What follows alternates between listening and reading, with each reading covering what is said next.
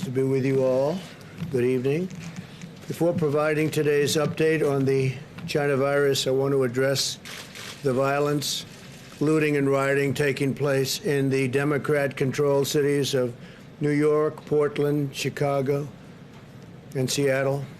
The mayors and governors of these states and cities have an absolute duty to use all resources necessary to end the violence and all of the injury and death. New York City has an army of great police. I know them very well. And the law enforcement and the New York's finest are as good as it gets, and they should be allowed to do their job. If they do their job, if they're allowed to do their job, the New York City problem will be solved and be solved quickly. They do it well. The mayor, Bill de Blasio, should immediately hire back all of the police who were fired without justification. They were fired. I guess that's part of defund the police by the Democrats. They should hire New York City's finest back. You have some incredible policemen doing specific jobs that nobody else can do, actually, when it comes to terrorism and other things. Together, the city of Chicago and the state of Illinois have 25,000 police officers, sheriffs, and guardsmen available to quell any violence. They can do it very quickly, very easily, if allowed to do their jobs. Again, if allowed to do their jobs. Our police, our law enforcement is incredible, but they have to be allowed to do their jobs. The Democrats or the radical left Democrats, or both, because they're becoming one and the same. If you look at election results, the Democrats are being taken over by the radical left. The city of Portland and the state of Oregon have 10,000 fine officers and guardsmen available. Seattle, Washington, and Washington State have 10,000 available. So Seattle, city of Seattle, and Washington State itself, they have great people. They have to be allowed to do their job. I'm urging them to deploy these resources to protect their citizens and to stop the violence and all of the things that we watch on television going on, although a lot of the, unfortunately, fake news don't like to put it on because it shows that the Democrats are doing a very bad job of law enforcement. They have to put it on. They have to be honest with the people of this country. But I'm offering all available federal support requested to stop the violence and arrest the criminals. We have to be asked by the governors or the mayors, and we'll be there very rapidly. It's ready, willing, and able. We're all ready, willing, and able to go to these jurisdictions and take care of them. We'll do them very quickly. You saw what happened in Minneapolis. They ripped the city apart. When the National Guard went in, it ended immediately. It was immediate and lasted. These acts of destruction are not isolated incidents, but demonstrate the pattern of violent left-wing extremism that you get to see if you're watching the right news program.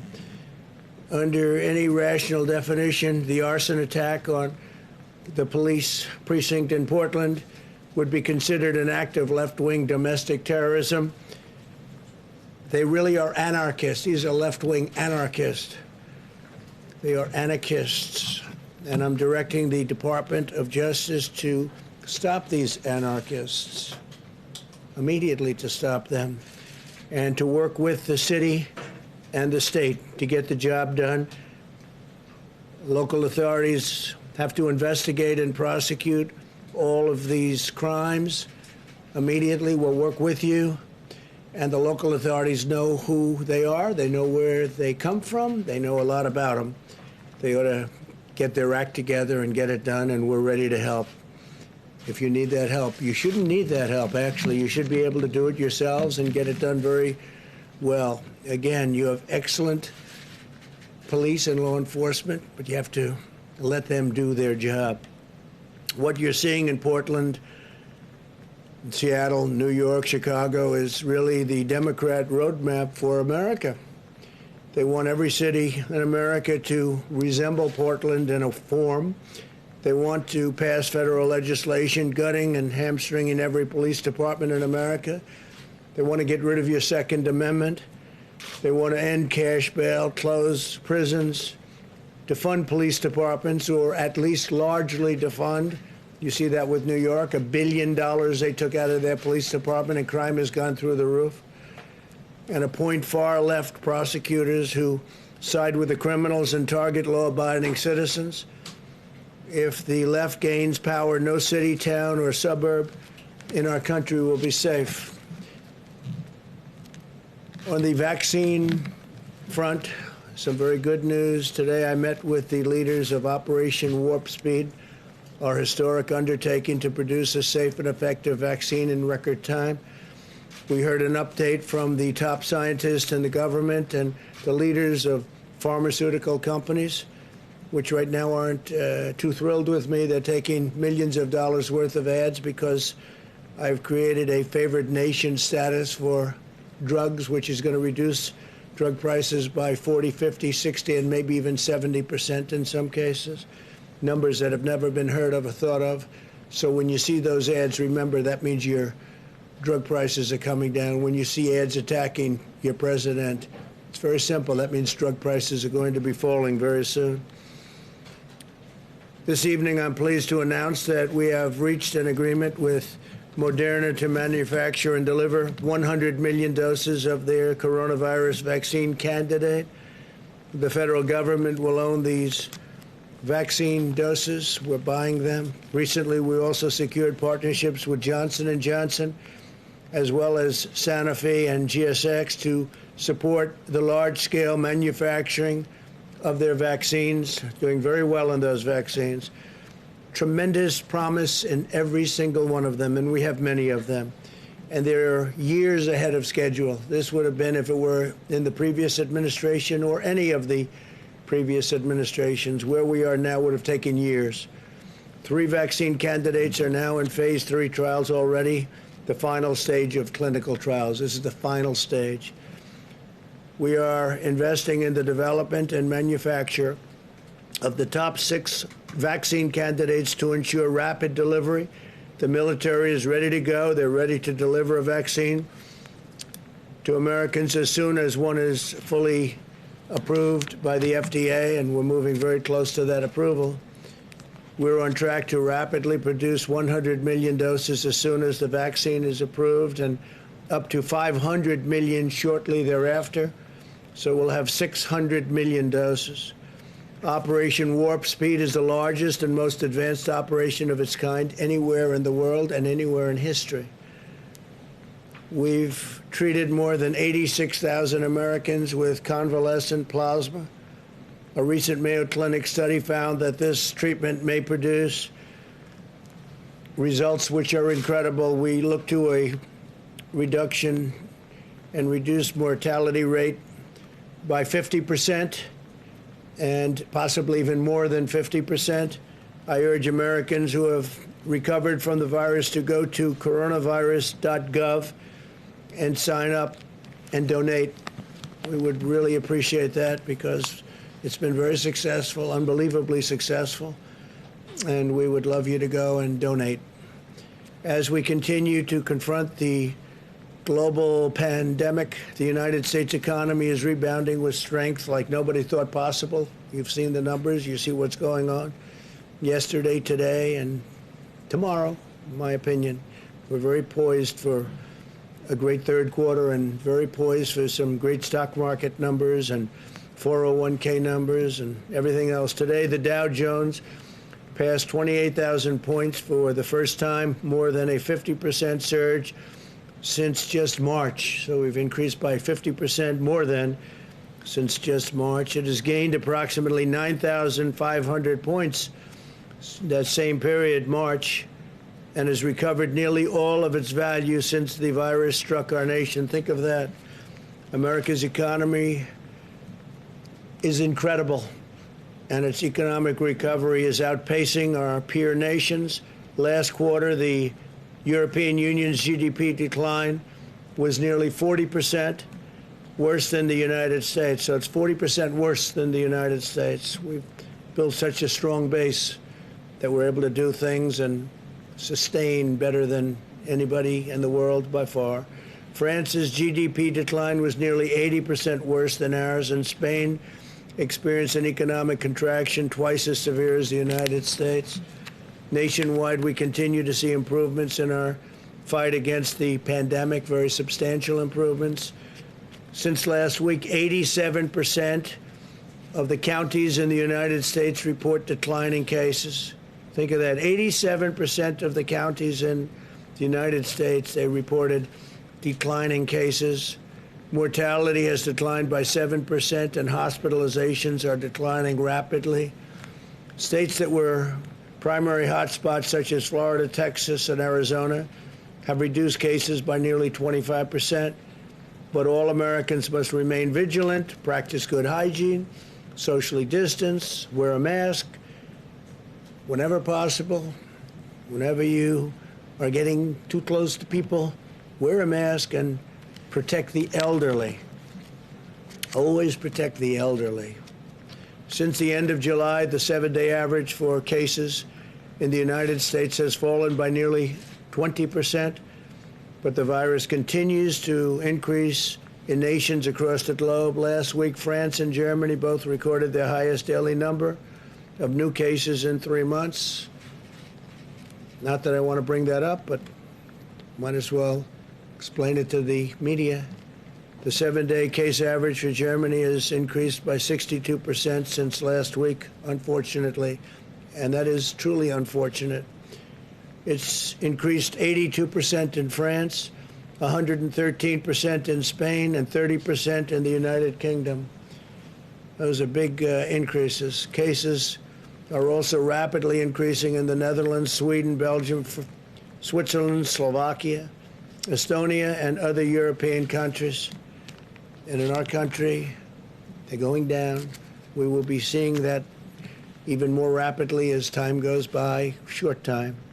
Even though America has the largest at-risk population, including 1.5 million residents of nursing homes, about 5 times that of other European countries, Europe has experienced a nearly 40% higher excess mortality rate than the United States. We also have fewer deaths per capita, excluding the disastrous deaths from the New York tri-state area, which had a very, very hard time, and did better than our peer nations of Western Europe, thanks to our excellent and highly advanced medical care and skill, something that the news doesn't tell you. They don't tell you that. They don't like to tell you that. The United States has now conducted more than 66 million tests, far more than any other nation in the world. India, which has a population of 1.5 billion people, has done 24 million. So we're at 66 million. And think of it, India's at 24 million, and India is second. The entire region of Latin America, comprising 33 countries, has conducted 25 million tests, yet Latin America has more confirmed cases by far than the United States. As we safely restore our great economy and reopen our schools, and hopefully we can watch colleges play football. We want to get football in colleges. These are young, strong people. They won't have a big problem with the China virus. So we want to see college football start, and hopefully a lot of great people are going to be out there. They're going to be out there playing football, and they'll be able to fight it off, and hopefully it won't bother them one bit. Most of them will never get it, statistically. But we know we'll see more cases at some point, and we will eventually develop sufficient immunity in addition to everything else that we're doing. So college football, get out there and play football. People want to see it. And stand for your American flag, stand for your national anthem, because people are not happy when that doesn't happen. You look at the NBA and what's happening with the NBA and their poor ratings. I don't know. Can't imagine why, but they didn't stand. They didn't show respect to our flag. They didn't show respect to our national anthem. And maybe that's having an impact, but just not good. The NFL had its problems 2 years ago when that happened. They went way down in their ratings and their fans, and they struggled back, and now all of a sudden they're putting themselves in the same position. So stand for your flag and stand for the national anthem, and I think you're going to do fantastically well. Because a lot of people aren't going to watch if you don't. I'm one of them. That's why our strategy and attention are focused on preventing the cases that are most likely to require discussing the opening of schools, hospitalization, or produce any death. We have to maintain vigilance over our elderly population. We've learned that, I think, more than any single event, Scott. We have to be very vigilant all over, but we have to really protect our elderly population, and especially our elderly population that has problems with heart, lung, any form of sickness, diabetes in particular. And we are, at the same time, in very good shape with respect to hospital room and hospital overcrowding. We're in great shape. On the nursing home front, protecting our nursing home residents is a critical focus of our strategy. HHS recently announced that they will use the Provider Relief Fund to deliver an additional $5 billion to further protect nursing homes and long-term care facilities as they continue to combat the China virus. We have delivered over 1,800 rapid point-of-care testing devices to nursing homes, and we are in the process of delivering these devices to all 15,000 Medicare and Medicaid certified nursing homes by the end of September. So they're going to have very, very rapid tests. They won't have to wait around 2 or 3 days or 4 days, and that number has come down very substantially compared to what it was when you send it to the labs. You get very accurate tests, but it takes a period of time to send it, to check it, and then to send it back. But we are now at a position where we're sending very, very rapid tests, 5 minutes to 15 minutes. We will care for America's seniors as we develop the vaccine and therapeutics are coming along very, very well. We think we have some great answers on therapeutics, and you'll be hearing about them in the very near future. I'm very much into the world of therapeutics, where you go into the hospital and you give a shot, or you do what you have to do with it, perhaps transfusion. It's combinations of what you can do, and people get better. I like that very much. I like that very, very much. And that could even proceed in its successful in getting it. That will, I think, probably even precede vaccines. But therapeutically, we're doing very, very well. A lot of people are going to be very happy when they see some of the numbers that I'm seeing and some of the results. So tremendous things are happening on the vaccine front and the therapeutic front. And our country should be very proud of itself. We're going to get it delivered very rapidly as soon as it comes out. Okay, questions, please? Thank you, Mr. President. 20 million people are due to be evicted from their homes next month. And do you fear that this could be your Herbert Hoover moment if you do not reach a deal with Congress to set up a new CARES Act? We are not allowing that to happen. We're stopping evictions. We are stopping evictions. We're not going to let that happen. And also, we're not going to evict people. We're not going to let people. The Democrats, maybe they don't care, but I care. And we signed an executive executive order. You know that, right? And we are not letting people be evicted. It was a suggestion. Thank you, President Trump. If I could have two questions, I'd like to ask you one about Senator Harris's record, and then a different one about FISA abuse. Sure. So regarding Senator Harris's record, you had a pretty quick response to that. You had an ad out that said that she was a phony, and I wanted to drill down. She was a what? A phony. Phony. And I wanted to ask about a specific example that a lot of people thought was a phony moment. As San Francisco DA, she oversaw, according to the Mercury News, 1,900 marijuana convictions. But she was asked in an interview last year if she had smoked marijuana, and she appeared to joke and, according to some people, lie and say that she was listening to Snoop Dogg and Tupac while their music hadn't come out at the time, while she said she was smoking pot, listening to it. Why would she lie about that? Do you see that as more evidence? Is her past on marijuana a liability? Well, she lied. I mean, she said things that were untrue. She is a person that's told many many stories that weren't true. She's very big into raising taxes.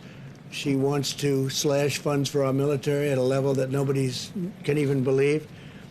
She is against fracking. She's against petroleum products. I mean, how do you do that and go into Pennsylvania or Ohio or Oklahoma or the great state of Texas? She's against fracking. Fracking's a big deal. She's in favor of socialized medicine, where you're going to lose your doctors, you're going to lose your plans. She wants to take your health care plans away from 180 million Americans. 180 million Americans that are very happy with their health insurance, and she wants to take that away. So she was my #1 pick. I mean, she was, as they would say, because hopefully you'll start college football, she was my #1 draft pick. And we'll see how she works out. She did very, very poorly in the primaries, as you know. She was expected to do well, and she ended up at right around 2% and spent a lot of money. She had a lot of things happening, and so I was a little surprised that he picked her. I've been watching her for a long time, and I was a little surprised. She was extraordinarily nasty to Kavanaugh, Judge Kavanaugh then, now Justice Kavanaugh. She was nasty to a level that was just a horrible thing, the way she treated now Justice Kavanaugh. And I won't forget that soon. So she did very poorly in the primaries, and now she's chosen. So let's see how that all works out. Or does a marijuana legalization vote for you rather than her because she convicted so many people in the past? I can't tell you what she's voting for. I don't think she knows what. I think Joe knows even less than she does. But I was a little surprised at the pick. A lot of people were saying that might be the pick. I was more surprised than anything else because she did so poorly. Many people did much better than her in the primaries. She did very poorly in the primaries. And that's like a poll. You know, that's like a poll. Can I also ask you about FISA abuse, President Trump? Go ahead. Yes, about FISA abuse. So now it's widely accepted among Republicans that there was FISA abuse. Tremendous FISA abuse, yeah. The Justice Department IG has found that with the Carter Page Board application. But we were actually warned in 2013 that the surveillance court was allegedly a rubber stamp. It was approving surveillance. And I was wondering, I don't think, as president, you commented on Edward Snowden, but do you think he should be allowed to return without going to prison? So as far as FISA abuse is concerned, there was tremendous FISA abuse. It's amazing that it's taken this long, and everyone knows that it's been proven very substantially. Not only FISA abuse, changing documents and putting documents in front of the FISA court and courts that are disgraceful that they could have done it.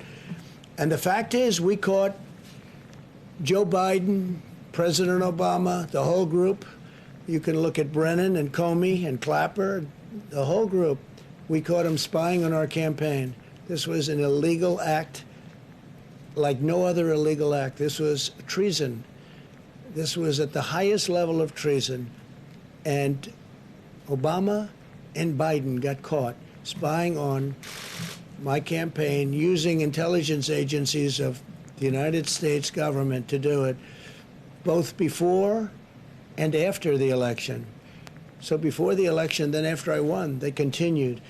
It's total illegal activity, and now we just have to see what's happening. But as far as Kamala is concerned, she's a big tax raiser. She's a big slasher of funds for our military, and she's got a lot of difficult things that she's going to have to explain. Plus, she was very, very nasty to one of the reasons that surprised me. She was probably nastier than even Pocahontas to Joe Biden. She was very disrespectful to Joe Biden, and it's hard to pick somebody that's that disrespectful. When she said things during the debates, during the Democrat primary debates, that were horrible about Sleepy Joe, and I would think that he wouldn't have picked. OAN, please. Thank you, Mr. President. Yesterday, Seattle City Council voted to cut funding for their police department, and the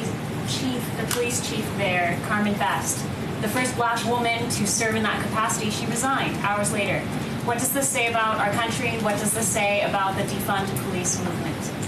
Well, I think that Seattle in spite of all that they've been through with the embarrassment of having a radical left group, Antifa and others, take over a big portion of the city of Seattle. We're talking about a big city, a major city. That they allowed that to happen is incredible. That it took so long to fix is incredible. The only reason they went in is because they knew we were going in the following day. And so they preceded us. They didn't want that to happen. They didn't want to be embarrassed. And the people just gave up. They were exhausted from having taken over a city for so long. The police commissioner seems like a very good woman. They were going to slash her salary by 40 or 50%. And they cut a tremendous amount off the police department, really where people are saying it's not sustainable as a good police department. And again, those police are good also, but they're not allowed to do their job. So I think it's a shame. I hate to see her go because she did, in her own way, a very good job, but she wasn't effective in convincing the mayor and the city council to give the funds that were needed, or just leave the funds the way they are. They've done a big defund, a big part of it. And it'll probably get worse before people realize this is a tragic era, before people start dying and getting hurt very badly. So I think Seattle's made a tragic mistake. I think Portland has no clue as to what they're doing. They have no clue. And hopefully they'll be asking for help because we can solve their problem very, very quickly. Yeah, go ahead. Thank you, sir. Mr. President, two quick questions. One on Senator Harris. Very simply, is she going to help former Vice President Biden's chances in November, or is she not hurt? Well, I like Vice President Mike Pence much better. He is solid as a rock. He's been a fantastic vice president. He's done everything you can do. He's respected by every religious group. Whether it's evangelical, whether it's any other group, they respect Mike Pence.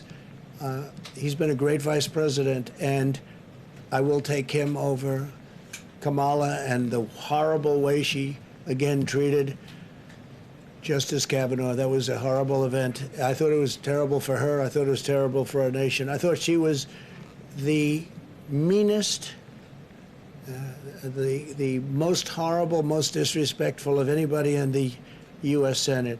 She's also known, from what I understand, as being just about the most liberal person in the U.S. Senate. And I would have thought that Biden would have tried to stay away from that a little bit, because with what they're doing with open borders and sanctuary cities, where they're trying to protect sanctuary cities, which is also protecting large number of criminals, with all of the things that they're doing, Second Amendment, they want to take away your Second Amendment or modify it to a point where it's essentially no longer the Second Amendment. I would have thought he would have gone a different way. Thank you very much, everybody. Mr. President, Russia developed a vaccine today. Mr. President, why did you donate to Kamala Harris then? $6,000 to her.